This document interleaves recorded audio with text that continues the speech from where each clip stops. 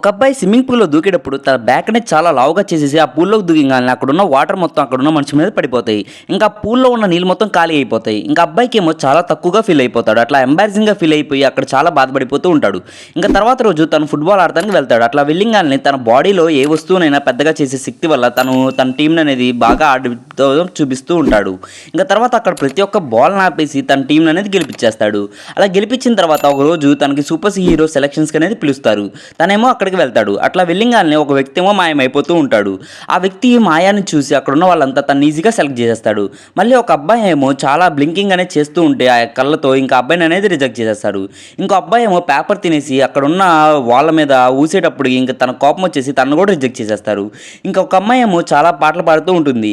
ఇంకా అమ్మాయి ఏంది నువ్వు పాటలు పాడటానికి వచ్చావు అని చెప్పిగాల్నే ఇంక అమ్మాయి కోపంతో తన దగ్గరికి వచ్చేసి అక్కడున్న టేబుల్‌ని వెత్తి పక్కకనేది విసిరేస్తుంది. ఇంకా అమ్మాయి పవర్స్ చూసేసి తనను కూడా సెలెక్ట్ చేస్తాడు.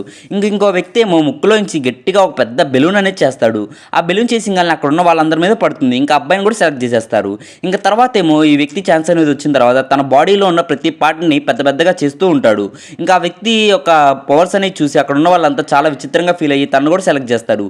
ఈ వీడియో నచ్చితే లైక్ చేసి సబ్స్క్రైబ్ చేయండి. ఇలాంటి మంచి మంచి వీడియోస్ కోసం.